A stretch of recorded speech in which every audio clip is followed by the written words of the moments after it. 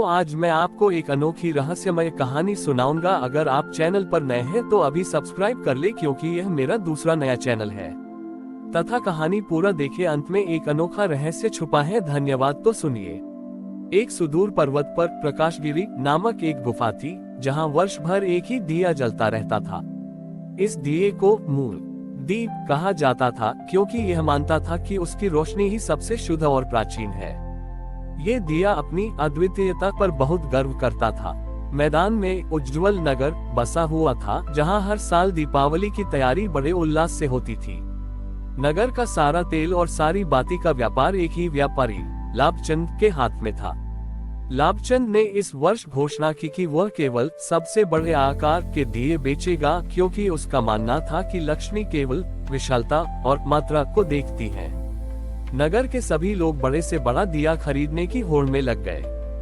हर कोई चाहता था कि उसका दिया दूसरे के दिए से विशाल हो। उसी नगर में एक छोटी सी कुटिया में एक वृद्धा सुमति रहती थी। सुमति के पास न बड़ा तेल था, न बड़ा दिया। वह अपने छोटे से मिट्टी के दिए से ही संतुष्ट थी। दीपावली से पहले मूल दीप ने सोचा कि क्यों न नीचे जाकर देखा जाए कि उज्ज्वल नगर में कैसी दीपावली मनाई जा रही है। अपनी श्रेष्ठता सिद्ध करने के भाव से वह एक साधक के साथ नीचे उतरा। उज्ज्वल नगर पहुंचकर मूल दीप ने देखा कि हर घर के बाहर बड़े बड़े दिए रखे हैं, लेकिन उनमें से अधिकतर खाली हैं या आधे भरे हैं। लोग उन्हें केवल दिखाने के लिए खरीद रहे थे। तभी मूल दीप की नजर लाभचंद पर पड़ी, जो अपने बड़े दियों को बेचते हुए कह रहा था, जल्दी खरीदो, जितना बड़ा दिया उतना बड़ा भाग्य। मूल दीप को लगा कि उसका अहंकार सही है। उसने सोचा, ये सब केवल दिखावा कर रहे हैं। मेरी एकल ज्योति इनसे कहीं ज्यादा पवित्र है। उसी समय नगर में अचानक तेज आंधी आई। लाभचंद के सारे बड़े बड़े दिए हवा के झोंकों से जमीन पर गिरकर टूट गए। सारी सामग्री बर्बाद हो गई। अंधेरा छा गया और लाभचंद रोने लगा। सभी लोग हताश हो गए, क्योंकि उनके पास अब दिए जलाने के लिए न तो बड़े बर्तन थे, न ही अब तेल खरीदने के लिए धन बचा था। अंधेरे में मूल दीप की रोशनी थोड़ी देर के लिए सबसे तेज चमकी। उसने गर्व से सोचा, देखा, मैं अकेला ही श्रेष्ठ हूँ। तभी उसकी नजर वृद्धा सुमति की कुटिया पर पड़ी। सुमति का छोटा दिया, जो उसने प्रेम और सादगी से जलाया था, शांत जल रहा था। मूल दीप ने पूछा, हे वृद्धा, क्या तुम इस अंधेरे में अकेली जलकर भी गर्व महसूस कर रही हो? उद्धरण चिन्ह। सुमति ने उत्तर दिया, गर्व क्यों बेटा, मैं तो दुखी हूँ कि पूरा नगर अंधेरे में है। मेरा दिया केवल मेरी कुटिया को रोशन कर सकता है, पूरे नगर को नहीं। एक दीप का प्रकाश तब तक अधूरा है जब तक वह अकेला है। सुमति ने मूल दीप से कहा, तुम मूल दीप हो, तुम अपनी श्रेष्ठता छोड़ो और अपने प्रकाश को विस्तार दो, अपनी लौ को बांट दो। मूल दीप को पहली बार अपनी अकेले जलने की भूल का एहसास हुआ। उसका गर्व का प्रकाश फीका पड़ गया। उसने समझा कि अद्वितीयता का मूल्य तभी है जब वह समर्पण में बदल जाए। मूल दीप ने निर्णय लिया। उसने साधक से कहा कि वह उसकी लौ को नगर के हर व्यक्ति के पास ले जाए। साधक ने मूल दीप की लौ से वृद्धा सुमति का छोटा दिया जलाया। फिर सुमति ने अपने दिए से लाभचंद का दिया जलाया। लाभचंद अपने अहंकार को त्याग कर उस छोटी लौ से नगर के हर घर में गया और एक छोटा दिया जलाया। एक क्षण में मूल दीप की अकेली गर्वित लौ कई हजार छोटी छोटी विनम्र ज्योतियों में बट गई। पूरा उज्ज्वल नगर अब एक एक बड़े दिए से नहीं, बल्कि हजारों छोटे सामूहिक ज्योतियों से जगमगा उठा। ये रोशनी पहले से कहीं अधिक स्थिर, गर्मजोशी भरी और सामूहिक ऊर्जा से भरी थी। महालक्ष्मी ने उसी समय नगर में प्रवेश किया। उन्होंने न तो मूल दीप की अकेली श्रेष्ठता देखी, न ही लाभचंद के टूटे हुए बड़े दिए। उन्होंने उस सामूहिक विनम्र प्रकाश में प्रवेश किया और कहा, दीपावली का अर्थ है दीपों की पंक्ति आवली।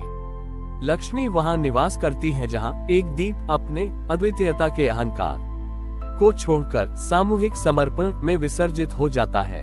सबसे बड़ा प्रकाश वह नहीं जो सबसे ज्यादा चमकता है, बल्कि वह है जो सबसे अधिक बांटा जाता है। उस दिन उज्ज्वल नगर ने सीखा कि एकल दीप की श्रेष्ठता व्यर्थ है और सामूहिक प्रकाश का समर्पण की सच्ची समृद्धि लाता है। दीपावली हमें सिखाती है कि अपने अद्वितीयता के अहंकार को त्याग कर स्वयं को विनम्रता से सामूहिक कल्याण के कार्य में समर्पित कर देना ही अखंड और स्थायी प्रकाश का सच्चा स्रोत है। उज्ज्वल नगर में मूल दीप के समर्पण और सामूहिक प्रकाश की विजय के बाद अगले कई वर्षों तक नगर में सद्भाव और समृद्धि बनी रही। लाभचंद ने अपना व्यापार बदल दिया। अब वह छोटे पर मजबूत मिट्टी के दिए बेचता था और हमेशा इस बात पर जोर देता था कि दिया संख्या में ज्यादा होना चाहिए ताकि सामूहिक प्रकाश बना रहे। वृद्धा सुमति अपने छोटे दिए की विनम्रता के कारण पूरे नगर की दादी बन गई। लेकिन समय बदला, नगर में नई पीढ़ी आई जो मूल दीप की त्याग की कहानी को केवल पुरानी बात मानती थी। उन्होंने सामूहिक प्रकाश की शक्ति को तो समझा पर उसका स्रोत भूल गए। नगर में अब एक नया नियम बन गया, हर घर को कम से कम 100 छोटे दिए जरूर जलाने चाहिए। सामूहिक प्रकाश अब एक सुंदर सिद्धांत नहीं बल्कि एक कठोर नियम बन गया था। लोग दिए तो 100 जलाते थे पर उनमें अब खुशी का समर्पण नहीं बल्कि नियम पालन का बोझ था। कई लोग शिकायत करने लगे कि इतनी मेहनत और इतने तेल की बर्बादी क्यों। वे भूल गए थे कि सामूहिक प्रकाश का अर्थ केवल संख्या नहीं बल्कि एकता का भाव था। दीपावली से पहले युवा पीढ़ी के नेता विनीत ने लाभचंद से सवाल किया, लाभचंद चाचा, हम हर साल 100 दिए जलाते हैं पर दिल में वो खुशी क्यों नहीं आती जो आपकी पुरानी कहानियों में है? क्या सामूहिक प्रकाश एक बोझ नहीं बन गया है? लाभचंद और वृद्ध सुमति उदास हो गए। वे समझ गए कि विरासत को बनाए रखना परंपरा को शुरू करने से ज्यादा मुश्किल है। वे दोनों संत विवेकानंद के पास पहुंचे जो अब तक प्रकाशगिरी की गुफा में लौट चुके थे। संत विवेकानंद ने कहा, पुत्रों, तुम भूल गए कि मूल दीप का त्याग संख्या के लिए नहीं बल्कि भाव के लिए था। तुमने दीपक की पंक्ति को तो अपनाया पर पंक्ति में खड़ा होने का भाव, the sense of alignment and togetherness, खो दिया। जब नियम आनंद से बड़ा हो जाता है तो वह अंधकार बन जाता है। उन्होंने उन्हें अंतिम रहस्य बताया, सामूहिक प्रकाश को स्थायी विरासत बनाने के लिए हर व्यक्ति को अपने दिए में हर साल एक नया गुण जोड़ना होगा। संत ने नियम दिया, इस दीपावली पर हर घर को अपने एक दिए में विरासत का तेल डालना होगा। दीपावली की शाम आए, विनीत और युवा पीढ़ी उत्सुक थी। लाभचंद और सुमति ने नगर के बीचों बीच एक बड़ा कलश रखा जो सामूहिक इच्छा शक्ति का प्रतीक था। लाभचंद ने युवाओं को संबोधित किया, युवाओं, आज हम 100 दिए तो जलाएंगे पर उनमें विरासत का तेल डालेंगे। ये तेल क्या है?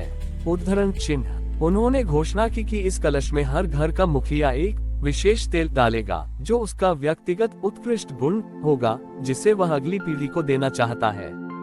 तारांकन एक व्यापारी ने आकर कलश में अपना ईमानदारी का संकल्प तेल डाला। तारांकन एक शिक्षक ने अपने ज्ञान का प्रसार का संकल्प डाला। तारांकन एक किसान ने अपने धैर्य और प्रकृति के प्रति सम्मान का संकल्प डाला। तारांकन वृद्धा सुमति ने आकर अपना निस्वार्थ प्रेम का अंतिम तेल डाला। जब विरासत के तेल से वह कलश भर गया तो विनीत ने उसी तेल को मूल दीप की लौ से जलाई गई 100 छोटी छोटी बातियों में भरा। जब ये दिए जले तो वे केवल संख्या में 100 नहीं थे, उनकी रोशनी में ईमानदारी, ज्ञान, धैर्य और प्रेम का सम्मिलित तेज था। ये प्रकाश न तो किसी नियम का बोझ था, न ही केवल मिट्टी और तेल का। ये प्रकाश चरित्र की विरासत का था। विनीत और युवा पीढ़ी ने महसूस किया कि इस बार दिए जलाने में उन्हें एक गहरा संतोष मिल रहा है। सामूहिक प्रकाश अब एक नियम नहीं बल्कि चरित्रों का संगम बन गया था। महालक्ष्मी ने उस रात उसी नगर में निवास किया। उन्होंने देखा कि संख्या के नियम से मुक्ति मिली है और लोगों ने चरित्र की विरासत को अपना बड़ी ही या बनाया है। उन्होंने आशीर्वाद दिया, सबसे बड़ी समृद्धि वह नहीं जो धन के रूप में आती है बल्कि वह जो उत्कृष्ट चरित्र और सद्गुणों की विरासत के रूप में एक पीढ़ी से दूसरी पीढ़ी को दी जाती है। जब हर दिया एक सद्गुण का प्रतीक हो तभी प्रकाश अखंड और स्थायी होता है। इस प्रकार उज्ज्वल नगर ने सीखा कि दीपावली केवल प्रकाश का समर्पण नहीं है बल्कि उत्कृष्ट चरित्र की विरासत को अगली पीढ़ी तक पहुंचाने का पवित्र संकल्प है। हमारी और भी आध्यात्मिक एवं अनोखी कहानियाँ देखने के लिए हमारे चैनल पर जाएं तथा धार्मिक एवं पौराणिक अनोखी कहानियाँ हमारे चैनल पर है। कृपया जाके देखें तथा हमारे चैनल को सब्सक्राइब करके रखें और वीडियो लाइक जरूर करें। धन्यवाद।